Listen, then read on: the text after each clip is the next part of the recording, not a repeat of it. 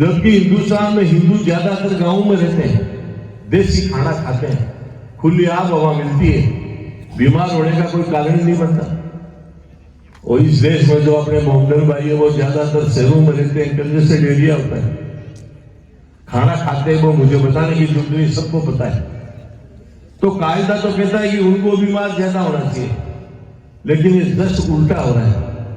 और ये उल्टा हो रहा है, इसका कोई बहुत बड़ा कारण नहीं है, इसका छोटा सा कारण है, इसको समझने की आवश्यकता है।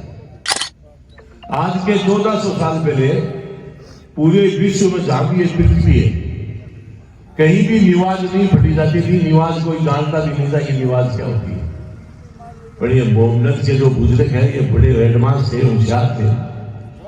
उस जमाना में इस योगा को हाईजेक करके और उसको निवाज का नाम दे दिया और पूरे विश्व में अपने समाज को समझाने में कामयाब हो गए कि 5 वक्त की निवाज पढ़ना अपना धर्म है, उसको धर्म के साथ जोड़ा। इसलिए आज पूरे विश्व में निवाज पढ़ी जाती है।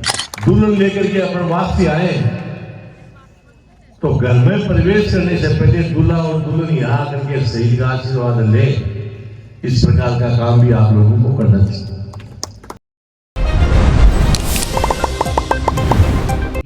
किसी न किसी परिवार में जन्मा है, लेकिन शहीद देश की धरोहर है, देश की पूंजी है, देश का देवता है। इसलिए सब 36 बिरादरी के लोगों की जिम्मेदारी है, इनको देवता तुल्य माने, इनको मान सम्मान दे, जात जुड़वा उतारे, धर्म के साथ जोड़े। और इसका उदाहरण दे रहा हूं आपको कि आप लोगों को बैठ के तय करना चाहिए कि हमारे गांव से जब भी कोई बारात चलेगी तो सबसे पहले दूल्हा यहां भोग लगाएगा, उसके बाद में आगे जाएगा। ये बैठ के तय करना चाहिए। और यही नहीं, दुल्हन लेकर के अपन वास्ते आए तो घर में प्रवेश करने से पहले दूल्हा और दुल्हन यहां आकर के सही का आशीर्वाद ले। इस प्रकार का काम भी आप लोगों को करना चाहिए। माता बहने बेटी उस टाइम धर्म के प्रति आस्था उनकी ज्यादा होती है।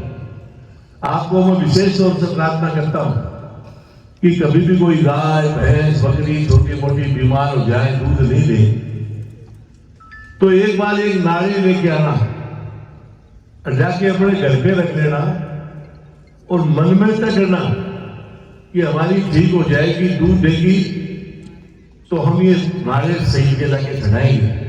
आपको फायदा मिले तो चढ़ाना नहीं, मत चढ़ाना।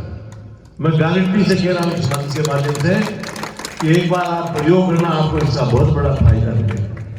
हमारे पढ़ने वाले बच्चे भी बैठे बीच में, सभी माँ बाप को मैं या तो अभिभावक उनको प्रार्थना कर रहा हूं। अरे ये मैं भाषण नहीं दे रहा हूं, तो अब कह रहा हूं आपके सामने, बहुत बड़ा फायदा उठाया जा सकता है। आजकल के बच्चे नंबर बहुत बढ़िया जाते हैं, सबको पता है, लेकिन नंबरों के साथ साथ अपने संस्कार भी खोते जा रहे हैं, ये भी सबको पता है। परीक्षा का टाइम आए, सब माँ बाप की जिम्मेदारी अपने बच्चों को बेटा नहा धो करके और सबसे पहले शहीद के जाके भोग लगाना, बाद में स्कूल में परीक्षा देने के लिए जाना। जो बच्चा यहां भोग लगा करके और स्कूल जाएगा, उसका अंदर से ये हृदय परिवर्तन होगा। और जिस बच्चे का हृदय परिवर्तन होता है उसका ऑटोमेटिक माइंड वॉश होगा। और जिस बच्चे का माइंड वॉश हो और उस टाइम पे यदि वो स्कूल में जाकर के पेपर देगा, परीक्षा लिखेगा, तो मैं इस मंच के माध्यम से कह रहा हूं कि 65% के बारे के 95% नंबर आएंगे, चाहे आप प्रयास करके नहीं। तो इस प्रकार का प्रयास करना चाहिए, अपन को धर्म के साथ जोड़ना चाहिए, जात जुड़वा उतारना चाहिए, खुशी गमी में याद करना चाहिए। और ये क्यों कह रहा हूं कि धर्म के साथ जोड़ना चाहिए बार बार, इसका एक उदाहरण दे रहा हूं आपके बीच में। अपना 140 करोड़ का देश, इस देश में जितने हिंदू रहते हैं, जितने अपने मोहम्मदन भाई रहते हैं, और जितनी जनसंख्या हिंदुओं की है, ये आपके पास आंकड़ों की बात रखना हूं, ना कि भाषण देना। जितनी जनसंख्या हिंदुओं के उसके मुताबिक बीमार होके और हॉस्पिटलों में भर्ती होते हैं, चाहे वो प्राइवेट हो चाहे सरकारी हो, सरकार के पास सबके आंकड़े होते हैं। होना चाहिए, उससे ज्यादा बीमार होते हैं, ज्यादा दवाई लेते हैं। और अपने मोहम्मदन भाई जितने इस देश में है, उनकी जनसंख्या है उसके मुताबिक बीमार होकर हॉस्पिटलों में जाते हैं, उससे कम जाते हैं, बीमार कम होते हैं। जबकि हिंदुस्तान में हिंदू ज्यादातर गांवों में रहते हैं, देसी खाना खाते हैं, खुली आब हवा मिलती है, बीमार होने का कोई कारण ही नहीं बनता। और इस देश में जो अपने मोहम्मदन भाई है वो ज्यादातर शहरों में रहते हैं, कंजेस्टेड एरिया होता है, खाना खाते हैं वो मुझे बताने की जरूरत नहीं, सबको पता है।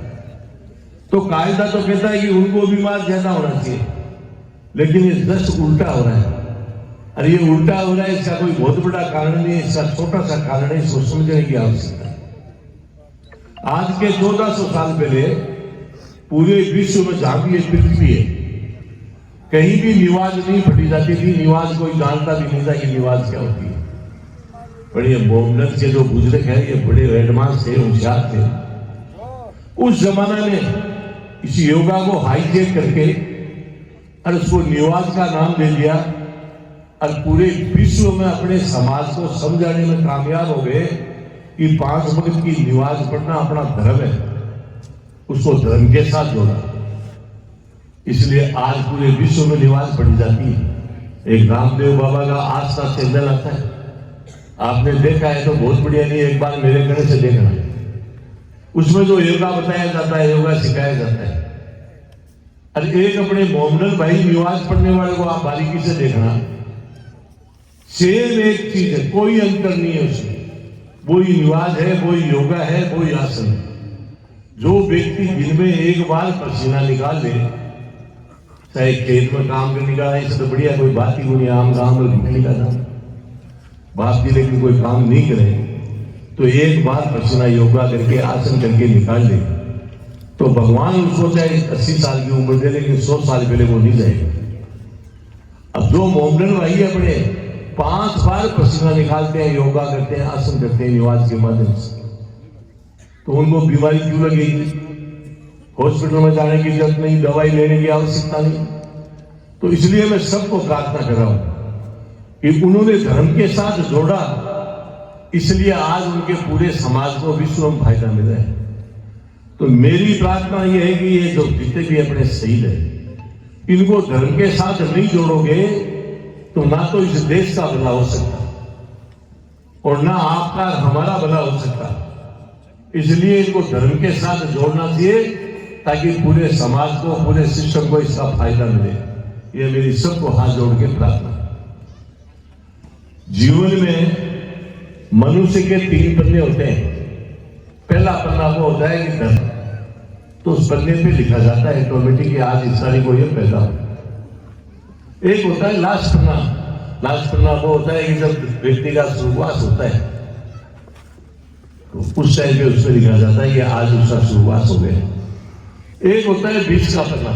बीच का पन्ना वो होता है कि धरती पे आने के बाद उसका शुरुआत हो, उसके बीच में उसने क्या क्या काम किए, वो सारी बातें ऑटोमेटिक उन पन्नों पे होती है लिखी हुई, और वो पन्ना ब्रह्मांड में घूमता रहता है। उस पन्ने को आप और हम सब लोग समय समय पे पढ़ते रहते हैं। कैसे पढ़ते हैं उसका उदाहरण दे रहा हूं। कोई गांव में बूढ़ा बुजुर्ग चला गया, आप दाह संस्कार में जाते हैं, और उस टाइम पे दाह संस्कार में जब जाते हैं तो दाढ़ी बांध के बैठ जाते हैं, उधर दाह संस्कार होता रहता है। वो दाह संस्कार में जाते हैं, वो लोग धीरे धीरे चर्चा करते हैं कि आदमी बहुत भला था, गांव में न्याय करता था, लोगों की मदद करता था। इस प्रकार की वहां चर्चा उस पन्ने को पढ़ते हैं, उसके कर्म में जो किए हुए। और हर गांव के लेगा ना उठाएगा भी मिल जाएगा आपको। बाकी बिकी ड्यूटी आई रहे, सारा गांव ने पैकेट उड़ा के करा, थाना में करा, तहसील में करा, कटेल करा, विपरीत दिशा में चले। अभियान का आज में वो जब शुरुआत हुए, ना परिवार के नाते, जाति के नाते, गांव के नाते शमशान घाट तो जाना पड़े दाह संस्कार। लेकिन वे जगह बड़े बैठे जगह चर्चा करे धीरे धीरे, अरे सत्यानाश आए को चले गए सारा गाँव में गिरा कि उसके कर्म ये सही। इसलिए मैं सबको प्रार्थना करता हूं, ये मनुष्य जीवन बहुत मुश्किल से मिलता है। आप यदि किसी की मदद करें बहुत बढ़िया है, यदि मदद भी नहीं करें तो कम से कम किसी का बुरा तो नहीं करना चाहिए। ये मेरी सबको प्रार्थना है। ये बीच का पन्ना वाली बात मैंने जो आपको बताई, शहीद सज्जन सिंह जी ने उस बीच के पन्ने पे अपना नाम लिखाया, शहीद सज्जन सिंह। जब तक ये धरती और आसमान रहेगा, जब तक ये जिंदे रहेंगे, अमर रहेंगे, आप जाते आते रहेंगे, लेकिन ये हमेशा रहेंगे। कोई पढ़ हो जाएगा उनके से। तो इसलिए मैं आपको निवेदन कर रहा हूं कि हर व्यक्ति को कोशिश करनी चाहिए कि मेरा नाम भी बीच के पन्ने पे लिखा जाए। बीच के पन्ने पे कोई जरूरी नहीं है कि शहीद उनका ही लिखा जाता है, बीच के पन्ने पे उनका भी लिखा जाता है जो IAS बने, IPS बने, हाई कोर्ट सुप्रीम कोर्ट जज बने, जो बड़ी पोस्टों पे जाए, उनका नाम भी बीच के पन्ने पे अंकित होता है। चाहे सरकार कांग्रेस की आए, बीजेपी की आए, चाहे और कोई पार्टी की आए, लेकिन कोई फर्क नहीं पड़ता। पन्ना पलटोगे तो उसके अंदर उनका नाम हमेशा उस खातों के अंदर बोले का अमर रहेगा।